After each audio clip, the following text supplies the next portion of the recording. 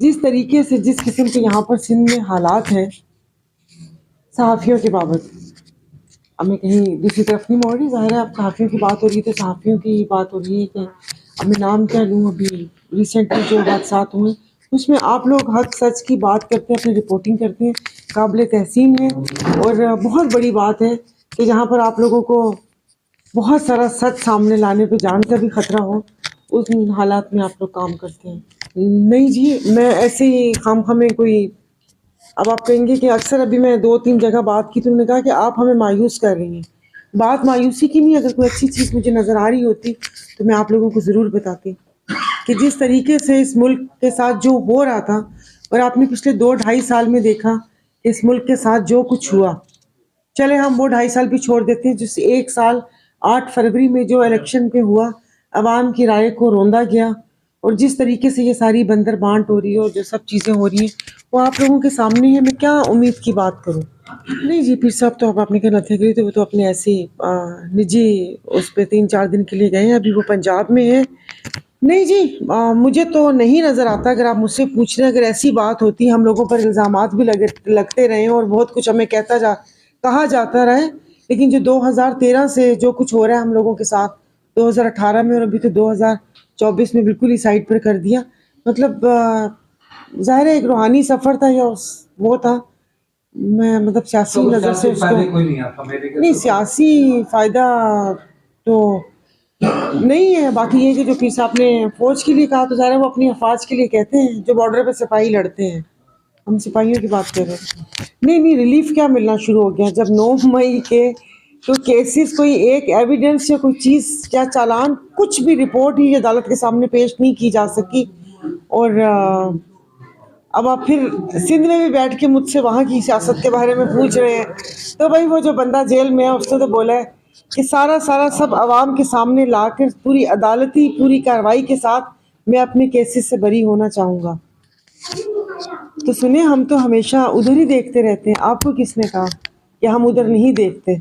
پہلے دن سے مطلب جو ایک ہمارے جیسے ممالک ہوتے ہیں ان کی نظریں ہمیشہ سپر پاورز کی طرف ہی ہوتی ہیں، اور ان کی جو چیزیں ہیں وہ ہمارے ملک پہ بہت اثر انداز ہوتی ہیں. دیکھیں، اگر ایسے الیکشن ہونے ہیں تو کیا قبل از وقت، کیا بعد میں الیکشن کروائیں نا. میں تو پہلے سے بولتی آ رہی تھی کہ قرآن دازی کروا لیں یا آپس میں بانٹ لیں کہ 2 سال کے لیے تمہاری پارٹی اقتدار میں، 2 سال کے لیے میری پارٹی میں اقتدار میں، جو بیچ والا ہے اس کو بھی ہوتے دے کے ایسے کر لیں. باقی کیا دکھ رہا ہے آپ کو؟ الیکشن اگر ایسے ہی ہونے ہیں تو کیا آپ ارب روپیہ پھر برباد ہوتا ہوا دیکھنا چاہتے ہیں کہ سارا کچھ یہی ہو؟ تو دیکھیں اس پہ تو بہت آواز اٹھائی جا چکی. مطلب میں نے اپنے طور سے میں کہہ رہی ہوں کہ میں نے بہت سارے پیغامات، بہت ساری چیزیں، اور بہت پہلے سے لوگوں کو یہ بتانا شروع کیا تھا. یہ مسائل تو جیسے ابھی ہائی لائٹ ہوئے یا اس پہ بات کر رہے ہیں، لیکن ہماری پارٹی بہت پہلے سے اس پہ بات کر رہی ہے. اور جیسے کہ آپ لوگوں کو بھی پتہ ہے، مطلب اب کیا میں تقریر دہراؤں، کہ ویسے بھی جو تیسری جنگ عظیم ہے وہ پانی کے اوپر ہی ہونی ہے. لیکن مجھے افسوس ہو رہا ہے کہ جو یہاں پر سندھ دھرتی کے اپنے آپ کو بیٹے کہتے ہیں، اور ہمیشہ جب کوئی اس سندھ کے وسائل قابض ہونا ہو یا ہتھیانے ہو، اس کے لیے وہ سندھ کارڈ استعمال ہوا جاتا ہے. لیکن اس وقت سندھ کا پانی جس طریقے سے بیچا گیا ہے، اور یہ شاید کوئی دنیا کا کوئی پہلا اور انوکھا اور آخری واقعہ ہوگا کہ آباد زمینوں کو بنجر کر کے اور بنجر زمینوں کو آباد کرنے کا یہ منصوبہ ہے بیسیکلی. وفاق نے جب اس کے اوپر واضح بتایا، لکھا ہوا ہے، اور پیر صاحب نے بھی اس کے اوپر ظاہر ہے انہوں نے ایک مستند انہوں نے بیان دیے کہ جب اس میں زرداری صاحب کے صدر پاکستان کے سائن ہے تو کیا ان کو نہیں پتا تھا، یا کاغذ یہاں پہ رکھ کے بولا کہ وہ چڑیا اور نیچے سے کام ہو گیا؟ کیسی باتیں کر رہے ہیں؟ تو جب وہ وہاں پر خود وہ ہیں، وفاق نے پیسے بھی وہ اس کے وہ کر دیے، جاری کر دیے، اور 40,000 ایکڑ زمین آباد بھی ہو چکی ہے. تو اب مجھے سمجھ نہیں آ رہی کہ اس کا کیا ہوگا. عوامی اہمیت نہیں، عوام کو بیدار کرنے کی اگر آپ دیکھیں تو عوامی بیداری مہم ہے کہ لوگوں کو سمجھ نہیں آ رہی. میں تو کراچی والوں کو بھی بول رہی ہوں کہ یہ جب وہاں پر پیچھے سے پانی نہیں آئے گا تو کراچی کو جو نہر آتی ہے، جو کینال کراچی کے لیے پانی آتا ہے، کراچی والوں کے لیے پاس بھی پانی نہیں ہوگا. لیکن اس وقت ذمہ داری زیادہ ہماری اس طرف کے لوگوں پر عائد ہوتی ہے، کیونکہ کراچی والے تو ویسے ہی پانی خرید کر پی رہے ہیں. سنیں یہ مسئلہ حل ہو جائے گا، آپ اصلی چور کا نام لے لیں اور اصلی چور کے خلاف مہم چلا لیں تو یہ مسئلہ حل ہو جائے گا. اب الزام اس کے اوپر لگانا کہ اس نے یہ کر دیا، اس نے وہ کر دیا، تو اس میں بینیفیشری کون ہے؟ اگر اس کا نام اس بیداری مارچ میں یا آپ کی سندھ کی عوام لے لیتی ہے تو بڑی اچھی بات ہے. جی الحمدللہ. جی ہم تو بولتے ہی رہتے ہیں کہ یہ نہ میرے خیال میں اس میں نون لیگ کا کوئی بینیفٹ ہے نہ پیپلز پارٹی کا.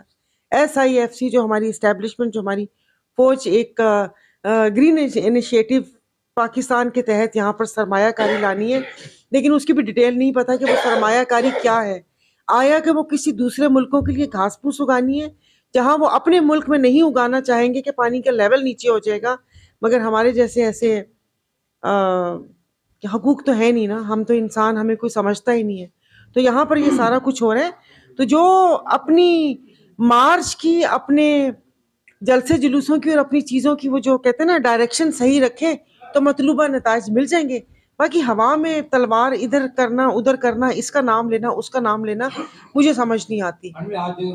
دیکھیں آپ اس میں بیٹھے، ایک آپ، مجھے سمجھ نہیں آ رہی، مطلب ایک طنز کو کیوں نہیں سمجھتے تھے آپ لوگ؟ کہ اس وقت بھی وہ یہی بتانا چاہ رہے تھے کہ جو حکومت ہے وہ حکومت انہی کی ہے. آپ سمجھ رہے ہیں؟ آپ شاید سمجھ رہے ہیں کہ یہ مداخلت کیا ابھی یا کچھ چند سالوں میں ہوئی ہے. یہ مداخلت دیکھیں جی پہلے دن سے تھی. اب زیادہ بولوں گی تو آپ نہیں کریں گے. جب قائد اعظم محمد علی جناح کو زیارت بھیجا گیا تھا اور گل سنو ایمبولینس کا پیٹرول بھی ختم سی، تب سے مداخلت تھی. دیکھیں جی میں نے یہاں پر دیکھا ہے تو کافی ذمہ دار بیٹھے ہوئے ہیں یہاں پر، مجھے نہ کچھ کہیں. نشاد صاحب تو بہت اچھے انسان ہیں. وہ جو ہماری اس طرف کے وہ ہیں، دیکھیں یہ بات میں نے اپنی میٹنگ میں پیر صاحب کے سامنے بھی کہی تھی، اور مجھے مطلب وہ تھا کہ باہر دانے کے لیے نہ کوئی ذمہ دار کو مصیبت ہوئی، نہ اس کو کھاد کے لیے مصیبت ہوتی ہے، نہ اس کا پانی کا وارہ بند ہوتا ہے. یہ ساری عذاب اور مصیبتیں جو آتی ہیں وہ جو بیچارہ 3-4 ایکڑ کا ذمہ دار ہے وہاں سے شروع ہو کے آنورڈ اس سے پہلے وہ ہوتی ہے. تو میں کیا کہہ سکتی ہوں، ساز بازی کہہ سکتی ہوں. ہاں جی بڑے وہ ہیں، ان کو نہیں پرواہ. میں بھی شاید اس کا کوئی وہ ہوگا یا آگے سے سوچا وہ ہوگا کہ ہاؤسنگ اسکیم بن جائے گی یا کچھ اور وہ ہوگا، لیکن ادروائز اس کے علاوہ کوئی نہیں ہے. جو بھی پستہ ہے کہیں بھی ہو، وہ کوئی بھی طبقہ ہو. نہیں مسلم لیگ فنکشنل تو ہے ہی نا. اب تو GDA ایک مستقبل دیکھیں، اللہ کرے اچھی امید رکھنی چاہیے مستقبل کا. ویسے بھی اللہ میرے کو پتا یہ کسی یہی والا نظام چل رہا ہے تو اتنے پیسے تو نہ میرے پاس ہے نہ پارٹی کے پاس ہے کہ ہم الیکشن یا سیٹ خرید سکیں.